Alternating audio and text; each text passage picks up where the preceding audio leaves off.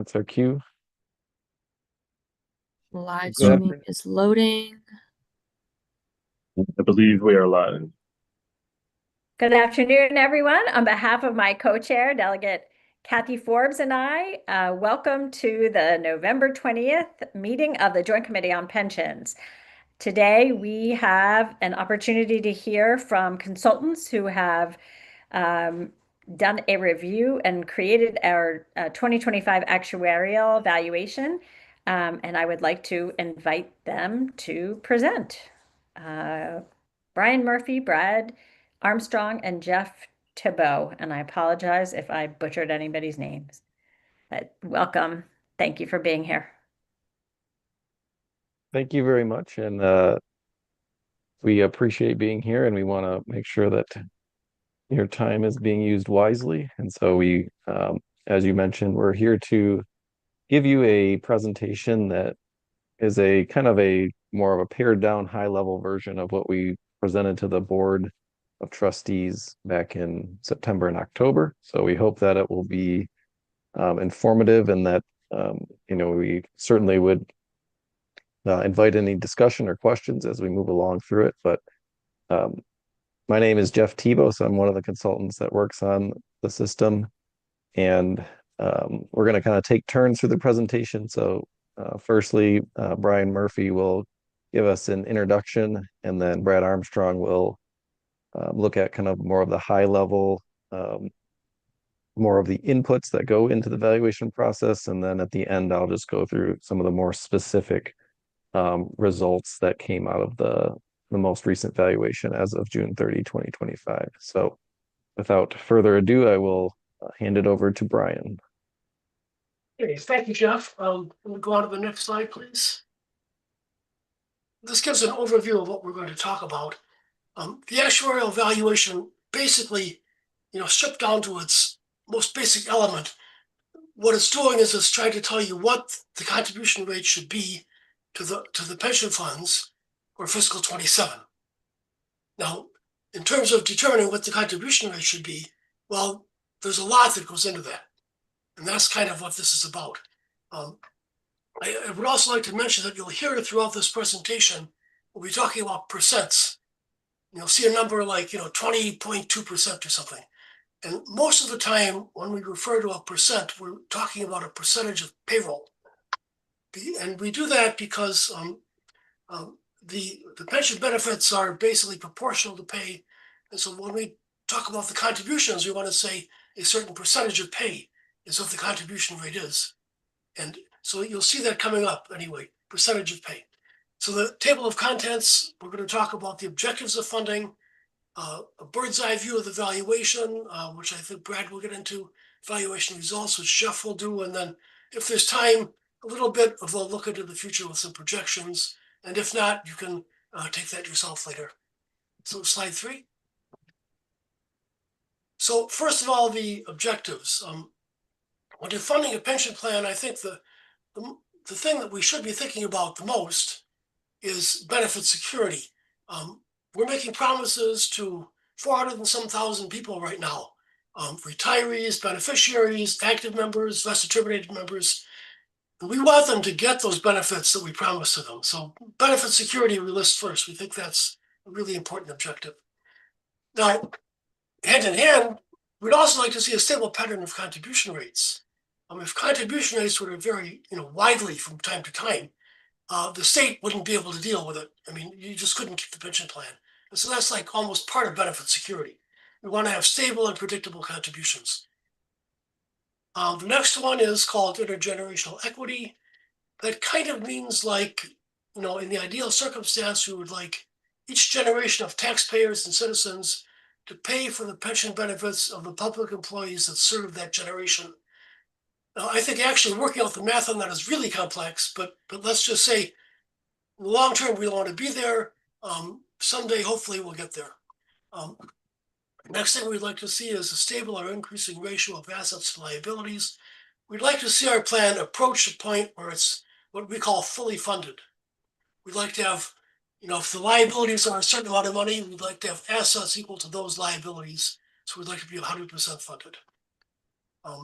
Any questions? And I might add, at any point, if there are questions, or if we talk too fast or too slow, tell us to move along or slow down. Next slide. Next one. So the valuation overview, this is sort of what goes into it. We want to measure the financial positions of the state retirement and pension system. We want to provide the board and the state and participating governmental units with certified contribution rates so that they know sometime close to now what they're going to have to contribute in fiscal 27. And like I said, that's kind of in the middle because that's really what we're here for. We'd like to discuss some of the risks associated with achieving the funding objectives of the system. This stuff isn't easy, and there's a lot of risk, especially when you're investing many billions of dollars. I think we all know, we can see what the stock markets do, and there's a lot of risk there. And so we want to talk about some of those risks. We'd like to analyze the aggregate experience of the state systems over the past year. The contribution rate was a certain amount the prior year. It's changed to another certain amount this year. Why did it change? We'd like to be able to tell you why. Sort of like balancing your checkbook.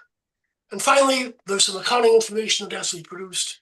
So we call it providing actuarial reporting and disclosure information for the MSRPS and the state's financial reports. We won't be going into that in this presentation, but just so you know, that's part of what we do.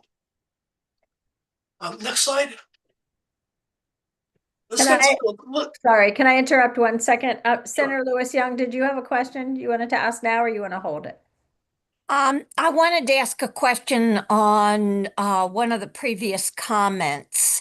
You mentioned that the goal was to be 100% funded. Is that really necessary or realistic? I mean, being 100% funded, doesn't that assume everybody's going to retire at once? I always thought that the standard goal was to be 85% funded because that recognized the fact that people will retire over a broad period of time. Well, if we assume that everybody would retire at first eligibility, then I would say that 85% is probably a good goal. So I agree with you there. But we don't assume that. We assume that people will retire at different rates at different times over the years. Some people will retire at 60, some at 61 and 2 and 5 and 70, and some will work beyond that. And that's all built into the valuation. So we consider the possibility that people might retire early or very late, and other assumptions work that way as well. We also assume some people will quit before they retire and will never get a benefit. And so given those things that we've already built into it, 100% funding is, I think, where we need to be. If we had the most conservative assumptions, the way you described it, then yeah, I think, of course, we would need to be there. But in this case, I think that's sort of the preferred goal. Does that help? I mean, I think that's a very good question. Thank you. Thank you for that explanation. Yeah, that was a very good question. One that comes up a lot, and a good one. So this one now talks about the evaluation process. And I'll start at I think it's 9 o'clock, demographic information. The actuarial evaluation takes into consideration the people in the plan, the demographics, so 400 and some thousand people. And if you think about it, each one of those might have a spouse, maybe a couple of kids. There could be 1 million people that depend on us right now. The next one that it takes into account at about 10 o'clock is plan provisions.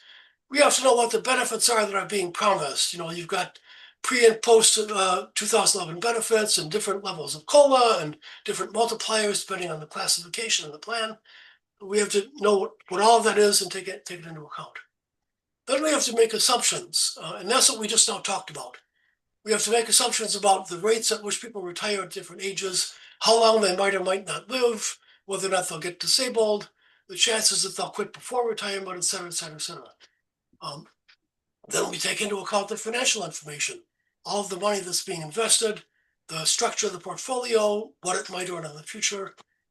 And then finally, funding policy. We have to take into account sort of the board's instructions about how they want us to do this. And we could talk a little bit about that later about exactly what they mean, but part of it is the long-term 100% funded, certain technical cost methods that we use and so forth and so on.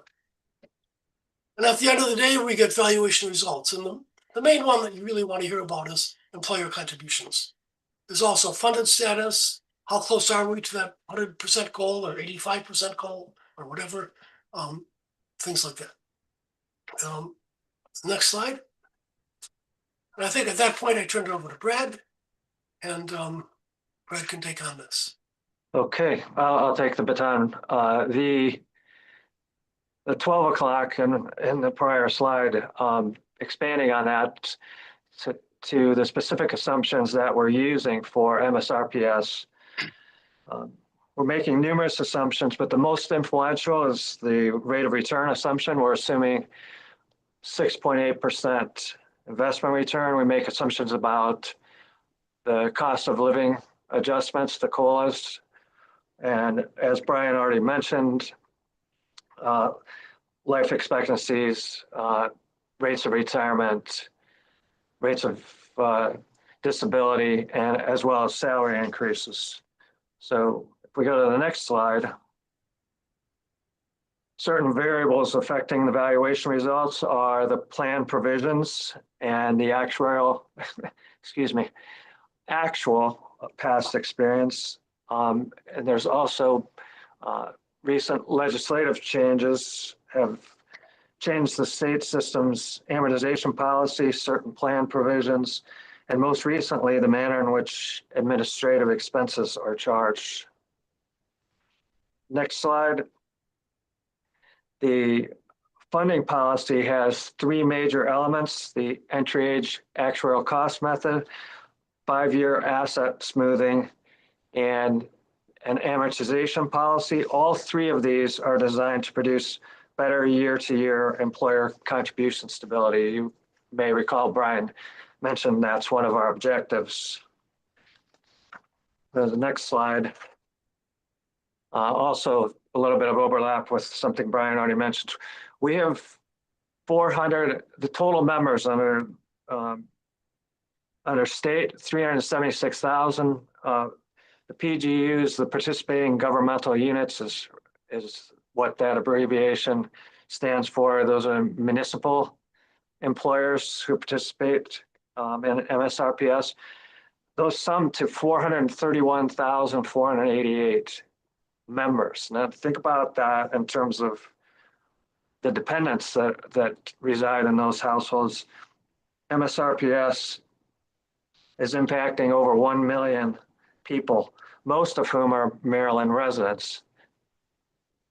The average retiree benefit went up 3.4% in the last year. The average pay went up 4.7%, and the valuation payroll went up 6.5%.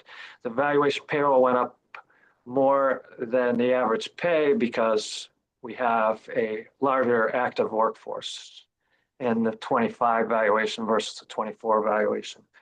So if we go to the next slide, we get a little bit of relief, something that's colorful. What we're trying to show here is stable population statistics given the maturity of the system. And if you look at the purple line that moves across, the ratio of actives to retirees as of 2025 is 1.17%. So what that means is there are slightly more actives than retirees, and this is a healthy indication for MSRPS. If we go to the next slide, the market value, this is a summary of the asset experience. The market value of assets is sitting at $73 billion. That's up 7.9%. The estimated market rate of return, you can see, was 9.79%. And if you, that's in the middle half. Thanks, Philip. And then the actuarial value that we're using is different, but that's due to the 5-year asset smoothing that I mentioned a couple of slides ago. And on an actuarial value basis, or a funding basis, if you want to think of it in those terms, the estimated rate of return was 6.84%. And that met our 6.8% investment return assumption. So that's good news. Go to the next slide. What you'll notice here is the actuarial value of assets. It may be concerning to some that we're using an asset value that's different than the market value, but what you notice here is the actuarial value is unbiased and does not deviate far from the market value of assets. It's sometimes above in 2021 and sometimes below as in 2025, but it's just 0.8% apart as of the valuation date. If you go to the next slide,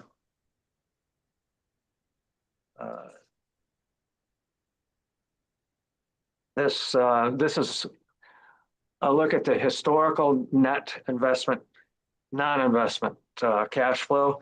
MSRPS invests assets to allow disbursements to exceed contributions. This chart is important to monitor so that there isn't an excessive demand to liquidate assets. This year, there was actually less demand. So last year was negative 2.1%. This year was negative 1.7%. So once again, that's a good metric, positive for MSRPS in 2025. And with that, I'm going to pass the baton to Jeff Tebow for the valuation results. I could just say on this slide, so negative 1.7%, that number means that the benefits we're paying exceed the contributions that go in by 1.7%. So that's kind of the idea there. And that's not cause for alarm. That's because we've got an asset pool and investment return makes up the difference. In the long term, that'll actually get worse. As we approach fully funding, it'll be more like negative 3 or negative 4%. But it's a good place to be right now, as Brad said.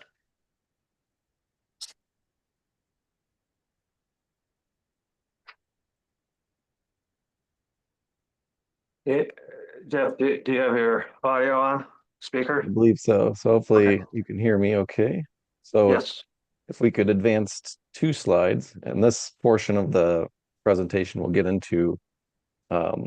So we've kind of looked at all the inputs that go into the valuation, the demographic data, the assumptions, the benefit provisions, and of course the financial information. And now we're going to be looking at kind of, so to speak, the outputs of the valuation. So what is the funded status? What are the contribution rates? And we'll break it down by each individual system as well.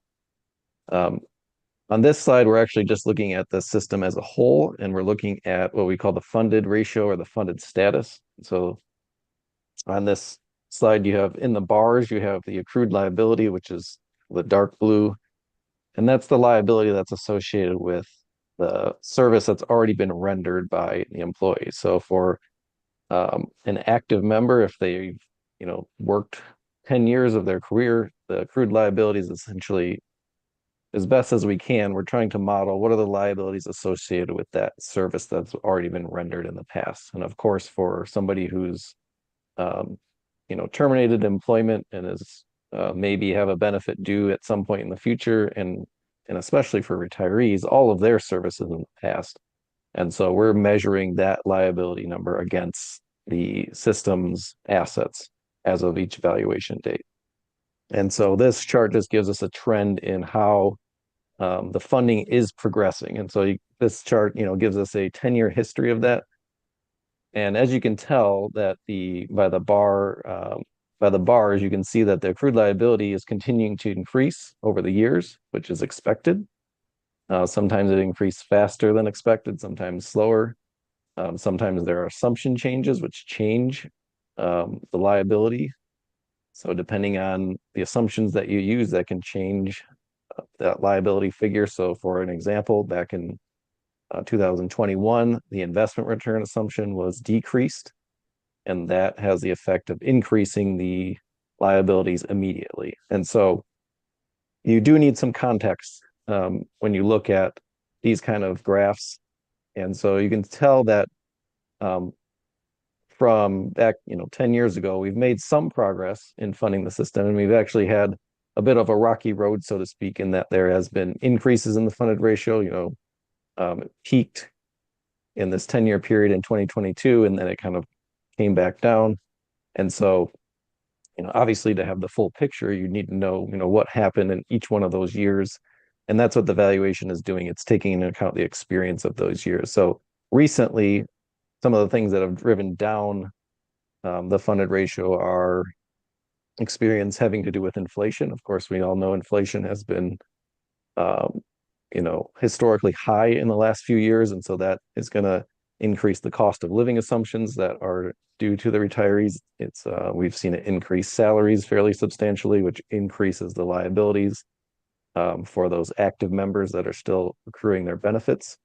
And we've also seen the investment experience has been pretty decent. We've had some gains, but overall, all of those pieces have kind of come into play as far as not making a ton of progress recently, and even a little bit of a decline, so to speak, in the funded ratio. But in 25, we did see an increase from 24, which is obviously a good thing in a way forward. But of course, we want to make sure that we're looking at this, not dwelling on the past too much, but also looking toward the future. How is it going to progress from here? And as Brad mentioned, we have funding policy is fairly robust, and so it's projected that the system will be very close to 100%. According to the timeline that's established, which is most of that unfunded liability we're trying to fund will be paid off by around 2039, which is kind of the end of the amortization period for that large chunk of unfunded liability. We can go to the next slide. Talking about contribution rates. So we like to look at what were the things that either increased or decreased the contribution rates and what their effect was. So from going from the 24 valuation to the 25 valuation, the contribution rates, kind of on a weighted average basis of the whole system were actually very, very flat. So there was really only, you had different experience moving the contribution rate different ways. So some things were pushing that contribution rate up, but some things were also pushing it down. And so at the end of the day, it basically was flat. And there was one change, which I'll mention in a second here, that really was the only, if you kind of look at it from that perspective, the contribution rates increased about, roughly about 1/4%. And we actually had a change that increased the rate 1/4%. So you could almost say that that was, the main driver, even though there's different components that are, driving it up and driving it down at the same time. So this side kind of details some of those, as I mentioned before, individual pay increases. So individual members getting, their salaries being higher than we're assuming based on our assumptions in the valuation, that drives up contribution rates. So we saw that, on average, pay increases were about 1.9% higher than we assumed. I also mentioned the COLAs. So in fiscal 25, the retirees that, depending on their benefit tier and when they retired, they might get it in what system and, job they participate in, they might have a different COLA. And so we did see that because of inflation, the COLAs were higher than expected for many of the members and for a good large portion of their benefits. And then there was, of course, there was House Bill 1072, and that added a component to the normal cost. So directly added on to the contribution rate, the provision so that the administrative expenses that are that the system experiences in order to collect the money to pay for those administrative expenses, that there's now a component added to the normal cost instead of just taking the system's expenses and kind of divvying them up and then charging each, the state and each employer a different amount based on their, how many members they have. So it's a little bit different way of doing it. And so it's kind of essentially a different way of collecting that money, but now it's added on to the rate, which, as I mentioned before, the rate, on average went up by about, I think it was actually 24 basis points. And this component that we calculated for the administrative expenses was 0.25%. The things that brought the rate down were, as Brad mentioned before, fiscal 25 was a good year for the system as far as their investments were concerned. So on a market value basis, they earned that 9.79%. And then we smoothed that out by taking essentially whatever we earn below or above that 6-8% assumption. We only recognize fifth of it each year, and so that tends to smooth things out, as you saw on the slide that Brad showed you earlier. So on an actuarial basis, so for the funding purposes, it was 6.84%, which is just a slight gain compared to the 6.8%. Brad also mentioned that the total payroll increased by 6.5%, which is faster than expected, both through higher pays than expected and an increase in the number of active members. And so that actually has the effect of driving the rate down because we're now spreading our unfunded liability over a larger payroll base.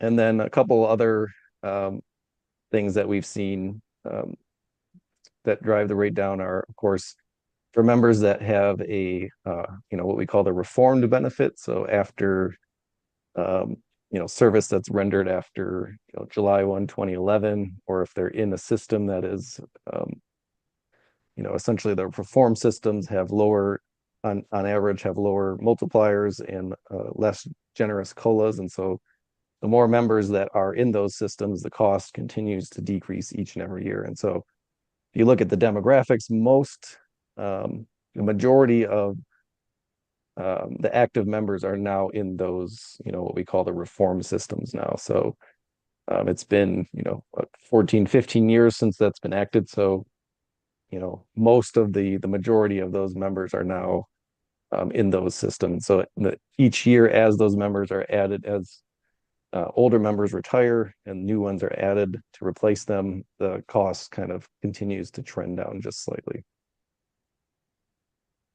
Go to the next slide.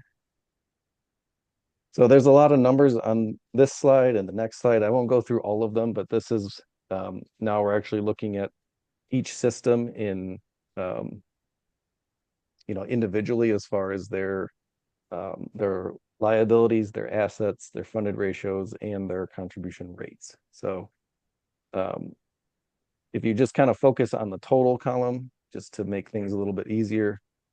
So the accrued liability, that liability that's associated with the past service for the total, these are just essentially the sum of the state systems, which is the lion's share of the total system. Their accrued liability was computed to be just under $92 billion. And then that is compared to their actuarial value of assets of about $67 billion, which leaves an unfunded liability of $24 billion. And so that's the portion that we're trying to amortize over, roughly, the next 13, 14 years, essentially.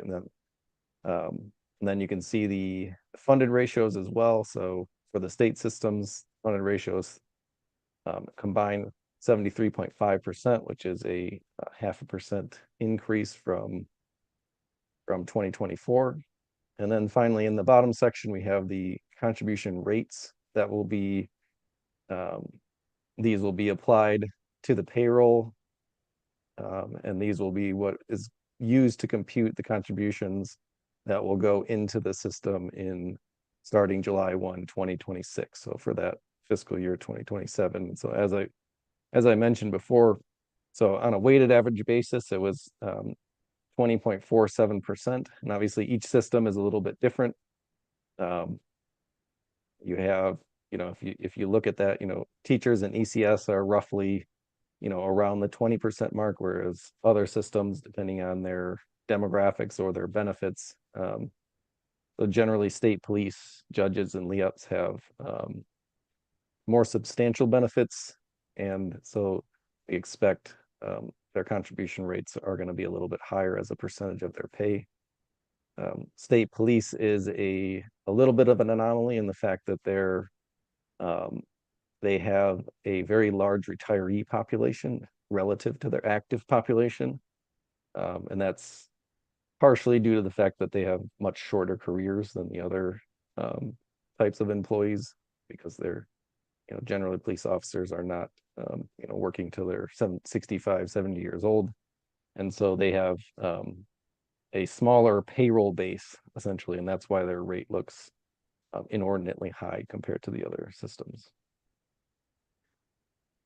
And then the next slide is looking at the municipal, or the rates that will be applicable to the participating governmental units. So there's only 3 systems. There's the employees, the LEOPs, the law enforcement officers, and then the correctional officers.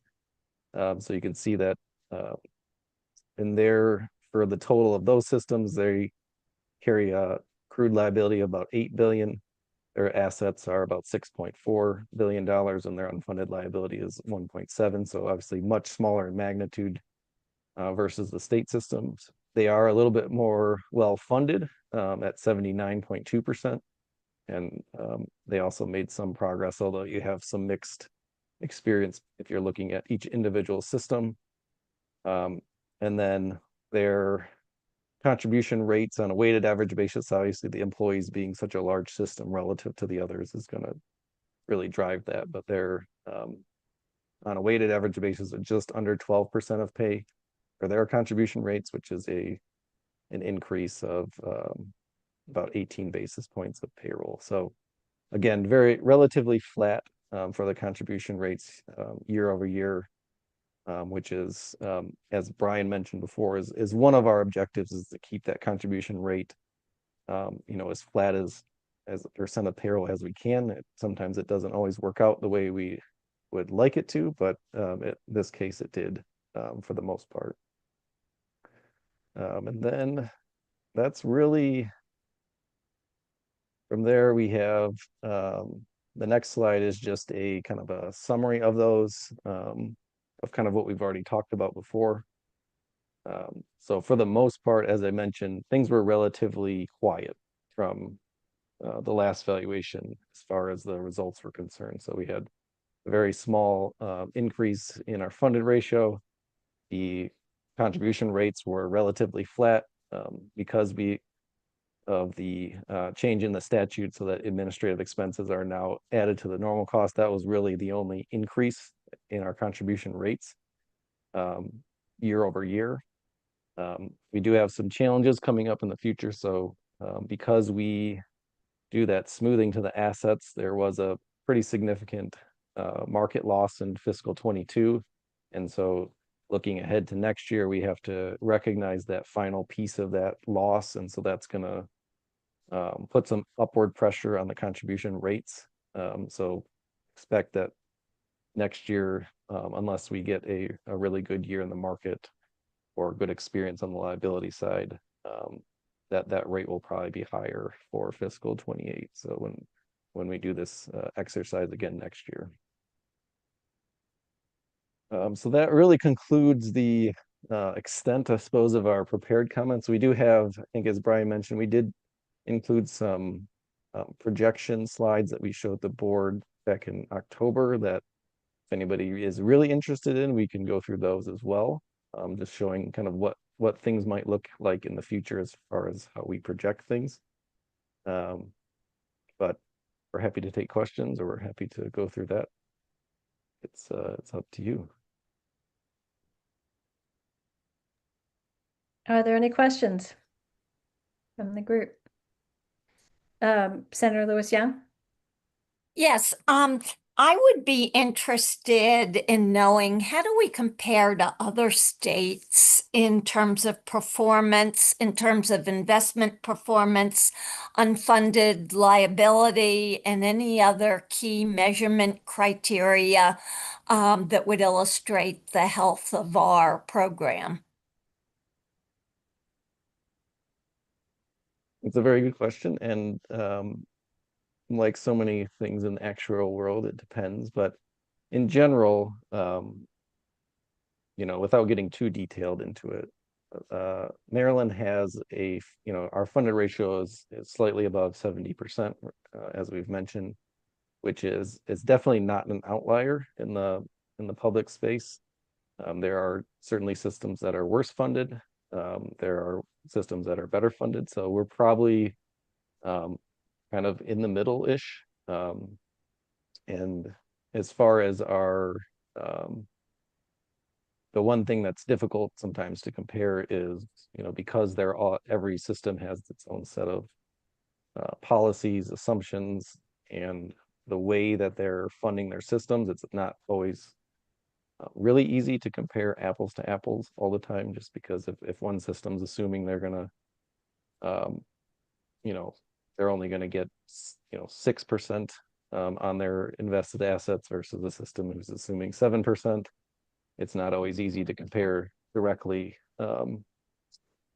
But as I said, we think Maryland is very much in the middle, so to speak. They're not an outlier by any means, and I believe that we have a lot of a good funding policy in place that is going to continue to make progress in our funded status over the years as well. If you go to nasra.org, nasra.org, you can look for the public fund survey there, where NASRA surveys, I don't know, 100 and some public funds, and they give you averages and things like that of the returns and the assumptions and the funded ratios. I just looked at it when the question came up, and it shows that the average public fund is 76% funded, but there's a time lag there, so that data isn't as of today. Right. We were about 76% funded 1 or 2 years ago, so we're, as Jeff said, we're pretty much in the mainstream there.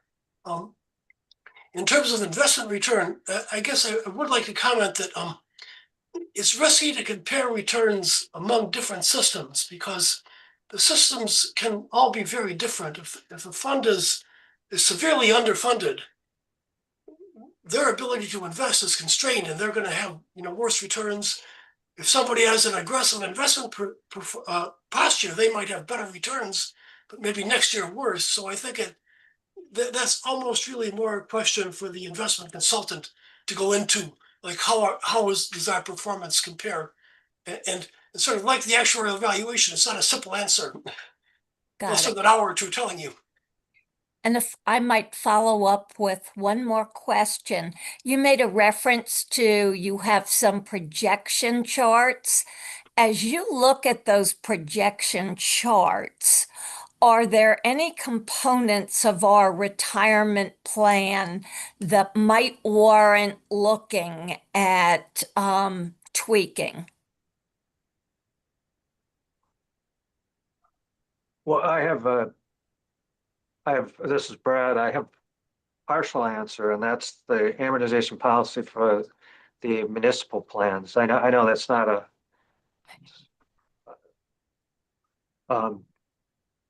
it's not the major portion of the system, but the amortization policy was adopted a couple of years ago now for the states, the 5 state systems, but the 3 municipal systems.